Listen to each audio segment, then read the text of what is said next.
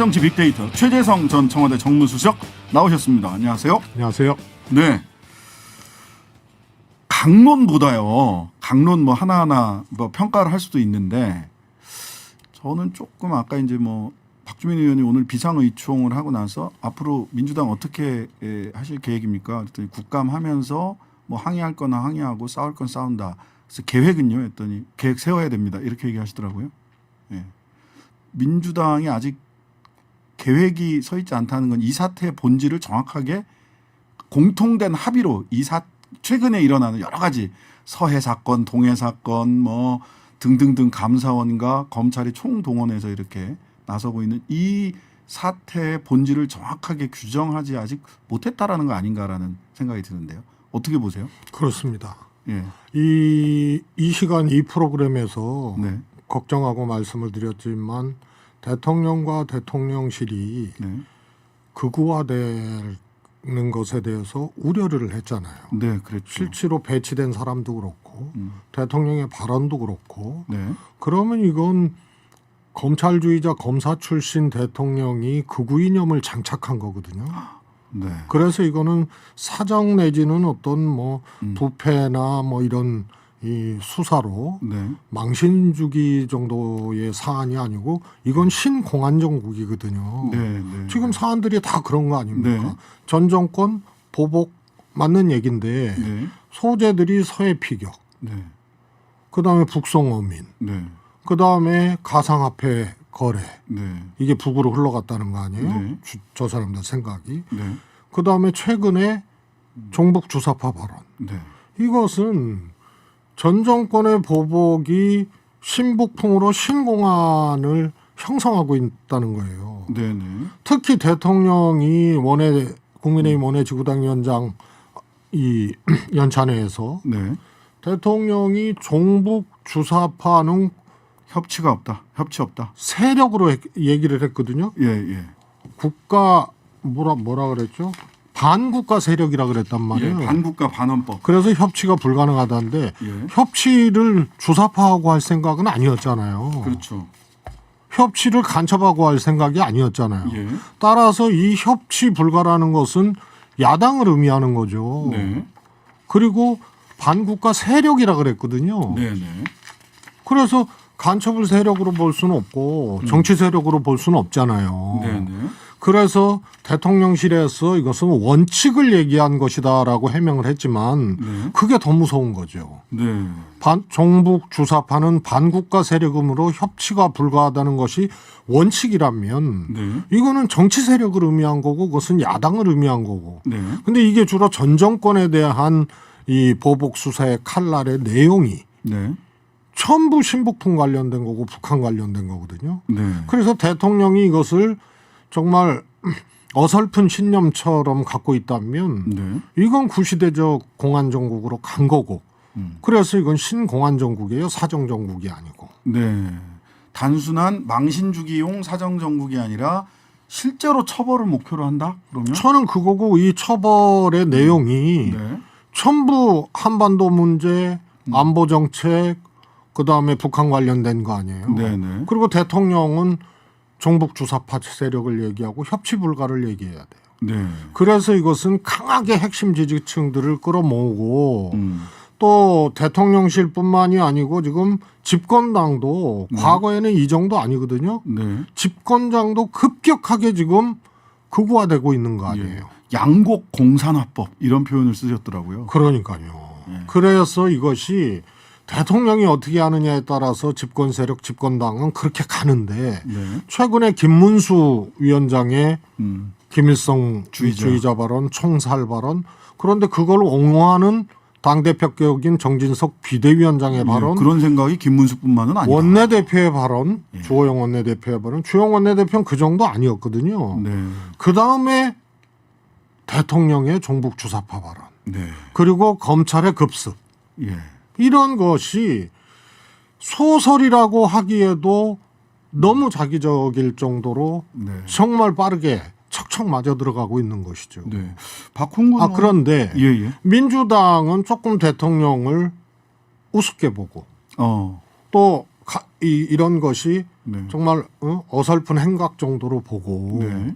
그래서 이 본질이 무언지 음. 그것을 분명히 파악해야 대응도 하고 대응의 강도도 나올 거 아닙니까? 네, 네. 그래서 지금은 신북풍에 의한 신공안 정국이고 네. 여기에 전 정권과 야당 협치 불가 세력이라는 네. 이런 강한 낙인을 찍고 검사 출신 대통령이 어설픈 신념처럼 극우 이념이 얹어지면서 진행되는 과정입니다. 네. 그러니까 굉장히 우려스럽고 강도 높은 거죠. 네.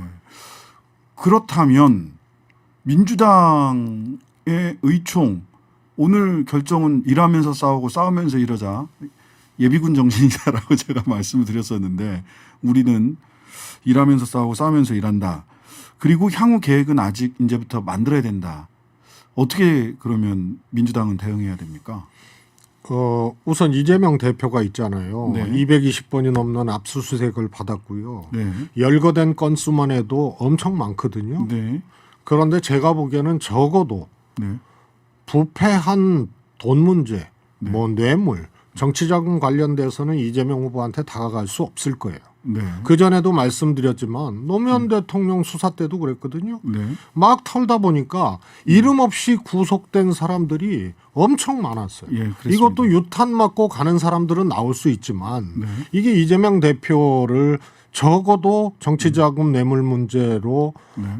이 증거를 갖고 가기에는 어려울 겁니다. 네.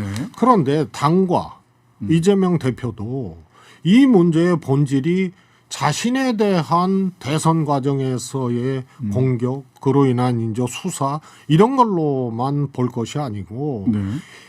이념을 앞세운 극우 정치의 중심에 지금 대통령과 집권 세력이 있고 그것이 전 정권에 대한 이 신북풍 몰이로의 보복 이게 있다는 것이기 때문에 네. 이것이 본질임을 지금 이재명 대표와 당도 분명히 알아야죠. 네. 그러면은 당의 대응도 굉장히 비상하고 좀 견결하게 굉장히 강하게 나와야 된다라고 하는 취지이신데 당 내에서 오늘도 사실은 당 내외에서 뭐 서른 의원은 그러니까 내가 출마하지 말라고 했는데 사법 리스크가 현실화됐다라는 얘기. 근데 여기서 한 발짝 더 가면 그러면 개인의 사법 리스크가 당 전체의 리스크가 되지 않도록 해야 된다. 거리두기 논리로 한 발짝만 더 가면 그쪽으로 발전을 한단 말이죠. 그다음에 또 한편으로는 국회 보이콧과 장외투쟁 바로 나가야 된다라는 아주 이제 강력한 의견까지 폭이 좀 아직은 뭐 크게 다른 목소리들이 크게 새 나오진 않지만 당연히 이런 의견 어떻게 대응해야 되느냐에 대한 다양한 의견들이 있을 것 같아요. 이 부분들 어떻게 정리해야 됩니까? 서른 의원님의 발언은 대통령 후보 당내 경선쯤에나 할 수 있는 발언입니다. 네. 또 당대표 출마에 반대를 했던 이재명 당대표 출마에 반대를 했던 정치인으로서 할 수 있는 그런 주장인데 네. 그런데 좀 전에 말씀드렸지만 지금 이 신공안 정국의 강도 네. 그리고 대통령을 걱정하고 우려할 정도의 검사 출신 대통령의 어설픈 이념적 사고의 장착 네. 이런 것으로 지금 태풍이 몰아치고 있거든요. 네. 한가한 소리입니다. 네. 서른 의원의 발언은. 네. 또 하나는 윤석열 대통령 탄핵 퇴진이 당 일각 정치인이 그 집회에 참석하거나 주장을 했잖아요. 네. 그것도 매우 어설픈 겁니다. 네. 지금 장애투쟁 뭐 이런 것도 네. 어설픈 거예요. 네. 어떻게 그래서 여기에는 국민이 있거든요. 네. 그래서 국민들이 이미 대통령의 종북 주사파 발언이나 네. 혹은 이 서해 피격 공무원 문제 또 북성 어민 문제를 몰고 가는 것에 대해서 훨씬 반대 여론이 많거든요. 네. 그래서 이런 점에 착안을 해서 국민들을 중심에 놓고 네. 투쟁을 해야 되는 거고요. 네. 어떤 행동이라든가 투쟁 강도를 결정할 때도 국민들이 납득하고 수용할 수 있는 그런 방식으로 해야 됩니다. 네. 여기서 야당은 국민이라는 두 글자를 놓치게 되면 정말로 이거는 심각한 상황이 오고요. 네. 또 하나는 서른 의원님처럼 그런 한가한 생각과 발언을 지금 이 시점에 자신의 과거 발언을 연관시켜서 다시 주장을 하는 것은 지금 상황의 본질이나 그 강도에 어긋난 거기 때문에 민주당 국회의원과 같은 발언이 아니에요, 그거는. 네. 네. 굉장히 강한 톤으로 비판을 해주셨는데요. 자, 총론적으로는 우리가 지금의 민주당이 지금의 사태, 사건들을 어떻게 그 본질을 어떻게 포착해야 되는가, 어떻게 봐야 되는가에 대해서는 총론적인 말씀을 해주셨고요. 최근에 또 약간 강론으로 들어가면 서울 동부지검은 산업부 블랙리스트 의혹, 서울 북부지검은 태양광 사업 비리 의혹, 감사원 등에서는 월성 원전 뭐 해가지고 사실은 지난 정부의 정책이잖아요. 에너지 정책. 이거를 수사를 한단 말이죠.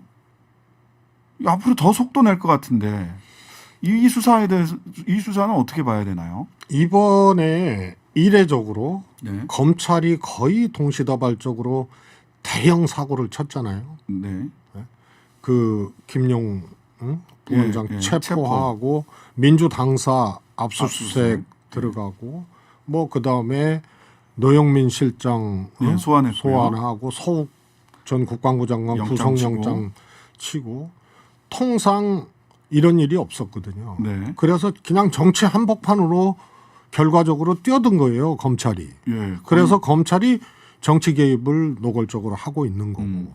두 번째로는 정책 개입을 하고 있는 거거든요. 정책. 이제 네. 대한민국 국정 운영을 하거나 국가 정책을 결정할 때 검찰의 수사 논리, 법 논리, 법 기술 논리를 생각하고 해야 됩니다. 네. 그러면은 아무것도 할 수가 없는 거예요. 네, 네. 그래서 검찰에 의해서 정책이 평가받고 좌우지되는 이런 현실로 와버린 거예요. 네. 에너지 정책 그렇죠. 대북 정책 그렇죠. 네. 그래서 이것은 지나친 거고 여기에 감사원이 또 앞잡이를 하고 있는 거 아니에요. 네. 그래서 권력기관들이 총동원이 돼서 정책에 개입하고 있는 거고 정치 한가운데로 뛰어든 거고 네. 그리고 말씀드렸다시피 대통령이 극우수구 이념에 영향을 받고 그렇게 장착이 되면 네. 총북주사파 발언과 같은 것을 하시면 이게 집권당이나 또 권력기관에도 다 영향을 받는 거거든요. 네. 그러면은 과거에는 군사정권이나 이런 데는 흔히 친위 쿠데타 하면 군인들에 의한 친위 쿠데타를 연상을 했는데 네. 지금은 검찰에 의한 친위 쿠데타로 그렇게 생각할 수밖에 없어요. 검찰 친위 쿠데타. 오늘 박홍근 원내대표도 검찰 쿠데타라고 하는 워딩을 하셨더라고요.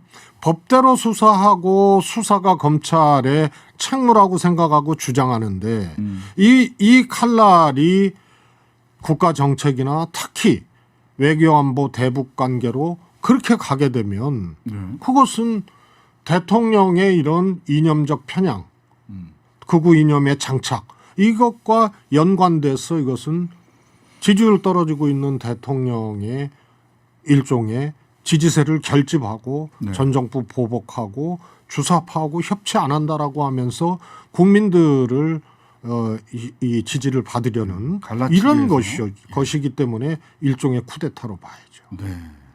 검찰 쿠데타다. 쿠데타적 방식이죠. 쿠데타적 방식이다. 예. 이 오제도 검사가 다시 살아오게 생겼어요. 반공 검사 오제도.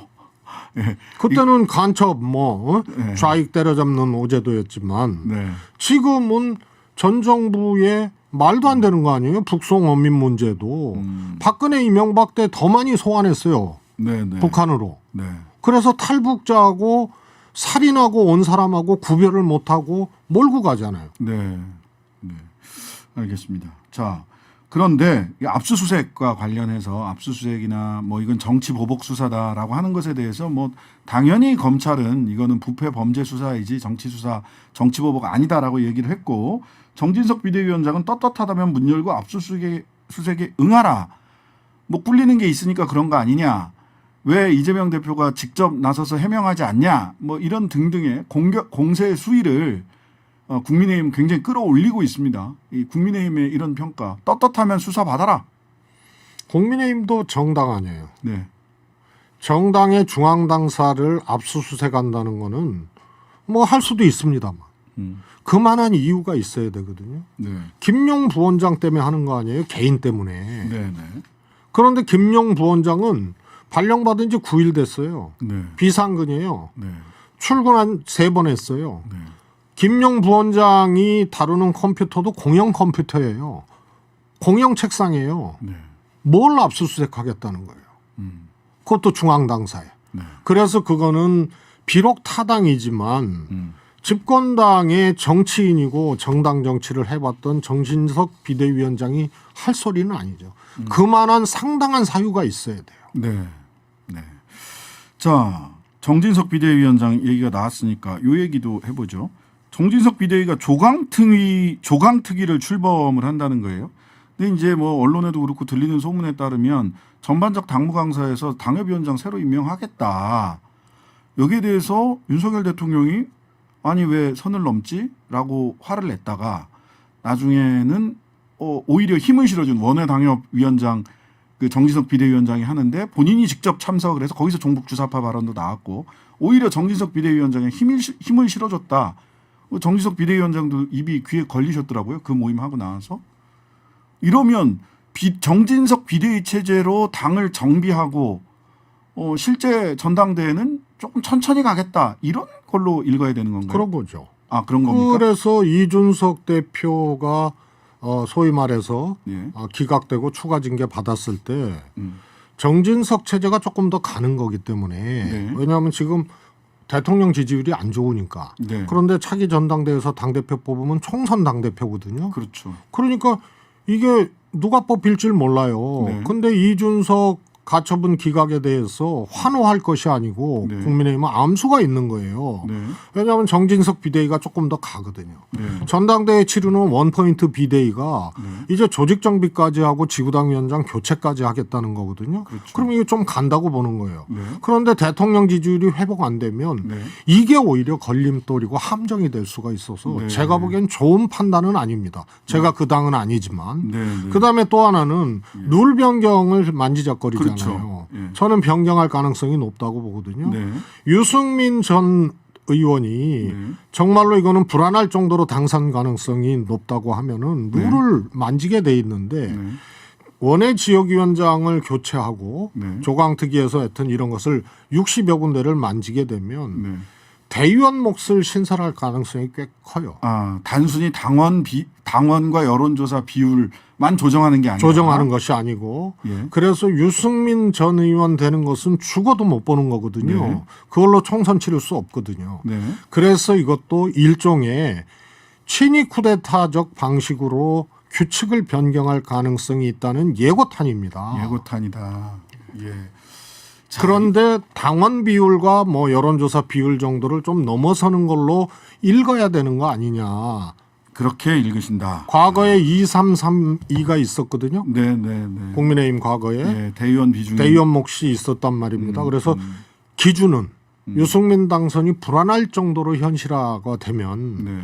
그러면은 제가 보기엔 대의원 몫을 신설할 수 있다고 봅니다. 왜냐하면 대의원은 위원장 사실 영향을 직접적으로 받는 것이거든요. 자, 마지막으로 한 50초 남았는데 마지막 질문. 자, 국민의힘 당도 정진석 비대위원장을 앞장서서 친윤이 딱 일어나 하려고 하고 있고 검찰은 정치 한복판으로 말을 타고 창고나 들고 지금 돌진해 온 판입니다.